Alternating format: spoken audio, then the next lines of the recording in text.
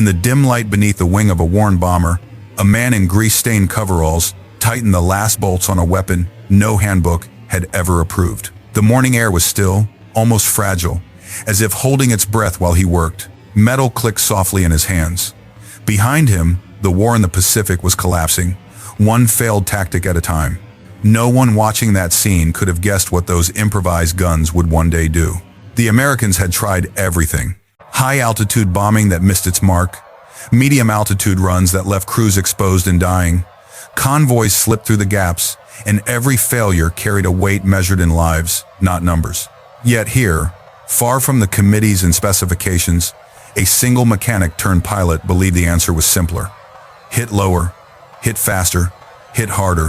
What he built on that quiet morning would soon rewrite the logic of naval warfare. But how did an unauthorized idea, born in the dust of a remote airfield, end up destroying thousands of enemy troops in barely 15 minutes? To understand that transformation, we have to return to the moment when desperation met innovation, and history bent under the force of one man's resolve. In the months before that quiet morning on the airfield, the war in New Guinea had taken on a grim rhythm.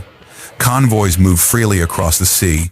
American and Australian forces, stretched thin across jungle outposts and crude airstrips, could only watch as Japanese reinforcements arrived almost unchallenged. The official tactics had failed. The men on the ground knew it. The pilots who flew the missions felt it even more. The heart of the problem was simple. Bombers were never meant to fight at the altitude where survival depended on raw nerve. High above the clouds, they were safe but useless against maneuvering ships. At medium height, they became perfect targets. And down low, where accuracy finally improved, they lacked the forward firepower to silence enemy guns before being torn apart. The crews paid the price for these contradictions. Reports of pilots lost while following the textbook became painfully common. The stories were nearly identical. A clean approach, a steady bomb run, then a burst of fire from a transport or destroyer, and the bomber never returned. These were not reckless men. They were following a doctrine built for another kind of war. Among the officers who saw the truth most clearly was a middle-aged captain named Papy Gunn. Before the war, he had flown civilians across the Philippines and maintained his own aircraft. When the Japanese invaded, his world burned overnight. His family was captured in Manila. He escaped to Australia with little more than the clothes he wore and a quiet determination to strike back however he could. Rules mattered less to him now. Results mattered more. He spent long nights in salvage yards, searching through the wreckage of fighters that would never fly again. What he pulled from those broken machines were the pieces of an answer. Heavy machine guns, wiring that could be repurposed, steel that could be reshaped. He knew the bombers needed teeth, and no regulation was going to provide them in time. The first real proof came with the A-20 light bomber. Gunn and a handful of mechanics removed the bombardier station and bolted 50 caliber guns into the nose. Fuel lines and ammunition feeds were improvised from whatever parts survived the salvage piles. None of it was standard. All of it was risky. But the aircraft that rolled onto the runway was something new.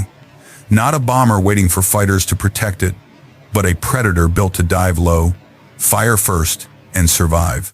When those modified A-20s roared into combat for the first time, they hit a Japanese airfield at dawn. The low attack caught the defenders off guard. Fighters still parked on the runway burned under the burst of heavy guns. Fuel trucks erupted. Ammunition stores ignited. What mattered most was this. Every American aircraft returned home. The message was unmistakable. Low-level attack could work, but only with overwhelming forward firepower. That realization would soon push Gunn and the men who believed in him toward a weapon far more powerful than the A-20. A weapon that would force the enemy to rethink everything they believed about naval protection. As the war pressed deeper into the Pacific, the modified A-20s proved one thing beyond debate. Forward firepower changed everything. But the A-20 was still a light bomber with limited range and payload. The Allies needed something larger, something that could fly farther, hit harder, and survive the kind of missions where every second of exposure meant life or death. For General George Kenney, that answer was the B-25 Mitchell. The aircraft had potential, but in its standard form, it was trapped in the same limitations that doomed earlier bombers. 2 forward-firing guns were not enough to silence deck crews or break the accuracy of anti-aircraft fire. Gunn understood this immediately. he also understood the risks. The moment he tore out the bombardier's compartment and began reinforcing the nose with steel plates and heavy machine guns, he stepped beyond every regulation the Army Air Forces had ever written. The first Strafer prototype took shape under harsh lights in a makeshift workshop. Panels came off. Plexiglass nose sections disappeared. Ammunition boxes were welded into place. Cables, feeds, and chutes were routed through the frame like veins. Gunn added gun blisters along the sides, then 2 more guns under the cockpit. 8 in total, all firing forward, all controlled by a single button under the pilot's thumb. It was not elegant, it was not approved, but it was devastating. When the aircraft took to the sky for its initial test, the recoil shook the frame so violently that rivets snapped and panels buckled. Yet the guns held their aim. 8 streams of fire merged into a single torrent powerful enough to peel steel from a ship's hull. The handling problems were real, and the risks were obvious. But Gunn and his team worked relentlessly to stabilize the design. They moved equipment aft, added ballast to the tail, and removed defensive turrets that no longer mattered in a low-level fight. The B-25 became nose-heavy, but manageable, and the firepower it carried dwarfed anything in the theater. By early 1943, 12 Strafer B-25 seconds were delivered to Major Edward Lana's 90th Bomb Squadron. Lana saw immediately what they represented. A weapon built not for doctrine, but for survival. He trained his men the way a fighter squadron trains. Altitude was no longer measured in thousands of feet, but in tens. Speed, angle, timing, the essentials of a low-level run were drilled until instinct replaced caution. The pilots learned to trust their aircraft, even as they wrestled with its new weight and the turbulence created by its own guns. While they trained, intelligence officers tracked a looming threat. A Japanese convoy was assembling at Rabaul, preparing to move nearly 7,000 troops to New Guinea. If those reinforcements reached the front lines, the Allies would face a new and far stronger enemy. And so the stage was set. A massive convoy moving south, a new kind of bomber waiting on the ground, and a battle that would test whether Gunn's illegal design could stand against one of the largest troop movements Japan had attempted. The moment was approaching when innovation would collide with necessity, and the fate of an entire campaign would hinge on the decisions made by a handful of pilots flying barely above the waves. Dawn on the 3rd of March 1943 broke over the Bismarck Sea with no hint of what was coming. The water lay calm beneath the Japanese convoy. 8 transports packed with soldiers, 8 destroyers guarding their flanks, and a sky they believed they controlled. They had reasons for confidence. High-altitude bombing had failed them before, and Allied aircraft rarely struck with enough precision to stop a moving force at sea. What they did not know was that the attack approaching them had been reshaped by desperation, anger, and a mechanic's refusal to accept the limits of official doctrine. The first wave arrived from above.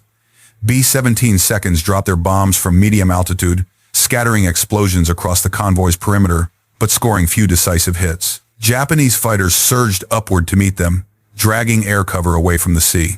It was a familiar pattern. But the real blow was still below the clouds, racing across the waves. The second wave came in at wave-top height.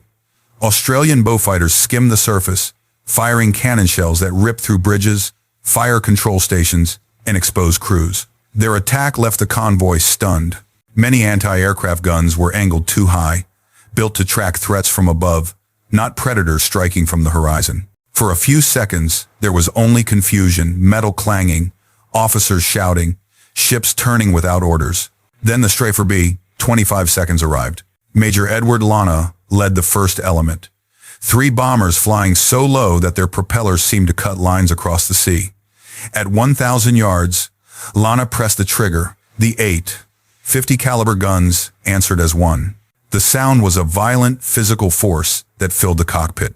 Tracers raked the nearest transport, slicing through steel, shattering bridge windows, cutting down every crewman trying to reach a gun mount. Within moments, the ship was blind, leaderless, and unable to steer. At 300 yards, Lana released his bombs.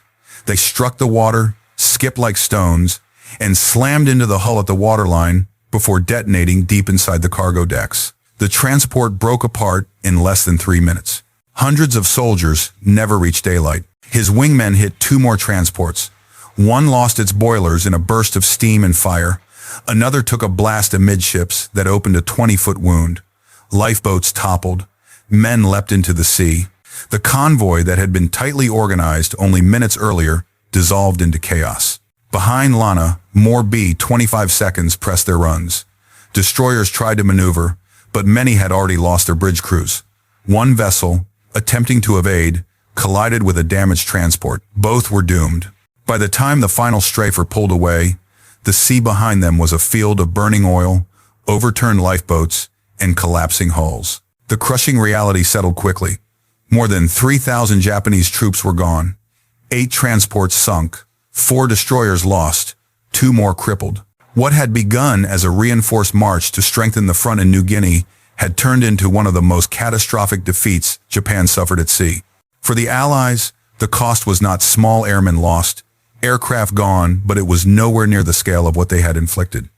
The balance of the New Guinea campaign shifted permanently in those 14 minutes, and every part of it traced back to the decision to break the rules, add more guns, and bring the fight down to the surface of the sea. In the hours after the battle, the scale of the victory rippled far beyond the waters of the Bismarck Sea. Across Allied headquarters, messages poured in damage reports, reconnaissance updates, and early assessments of what the loss meant for Japan. But in the United States, thousands of miles away, the first reaction was disbelief. Engineering officers at Wright Field had warned repeatedly that the modified B-25 seconds were unsafe. Now, those same aircraft had returned from one of the most intense, low-level attacks of the Pacific War with all crews accounted for. The contradiction was impossible to ignore. Inside Washington, the discussion turned quickly from regulations to results. General Hap Arnold, who had once relied on the caution of his engineers, now faced evidence that broke every assumption of traditional bomber doctrine. The Strafer B-25 had done what no standard design had ever achieved. It had dominated a convoy defended by destroyers and fighter cover, and it had done so in minutes, not hours. The question shifted from whether the modifications were acceptable to how soon they could be standardized.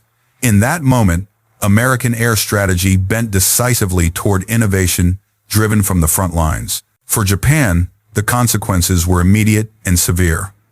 The report filed by the captain of submarine I-26 made its way into Imperial Navy intelligence. His account described an attack so sudden and overwhelming that resistance was nearly impossible. Low-flying bombers, he warned, were now the greatest threat to any daylight convoy. The conclusion was stark. No reinforcement group should attempt to cross contested waters under the sun again. This single shift crippled Japan's ability to sustain its forces in New Guinea, where isolation soon became as lethal as combat itself. The wider world saw something else, a turning point in the Pacific War's air-sea dynamic. Allied commanders in other theaters studied the coordinated use of Beaufighters, A-20 seconds, and B-25 seconds with renewed interest.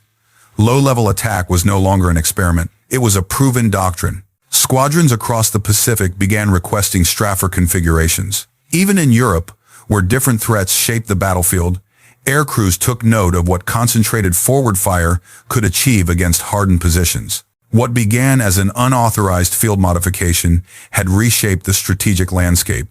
It showed that adaptation, quick, risky, improvised, could alter the trajectory of an entire campaign. And it reminded every nation watching that the war would be won not only by factories and headquarters, but by the men who refused to accept limits when lives depended on change. When the sea finally calmed and the smoke drifted away, the wreckage of the convoy told a story that would echo far beyond the South Pacific. It was not simply the end of a battle. It was the beginning of a new understanding of how wars are won. The men who flew those low-level runs returned to their airfields, exhausted, shaken, and changed. Yet none of them claimed the moment as their own. They pointed instead to the mechanic who had handed them a weapon capable of turning the tide. Paul Papy Gunn never looked the part of a revolutionary. He had no engineering team, no formal authority, and no interest in recognition. What he had was conviction. He saw a problem that was costing lives and refused to wait for permission to solve it. His ideas were hammered into shape with scavenged steel and sleepless nights, tested not in laboratories, but in the violent air above the ocean. And in the end, they worked. They saved crews who would have died under the old doctrine. They reshaped the B-25 into an aircraft feared across the Pacific. They changed the course of entire campaigns. Yet history does not always keep track of the men who work in grease and shadows. Gunn's name rarely appeared in official records. His innovations were absorbed into production lines, manuals, and tactics without the story of how they began. Even the grave that now carries his rank and service says nothing of the thousands of lives altered by his determination. But his legacy survives in the aircraft that still stand in museums, their solid noses and forward guns quietly telling the truth.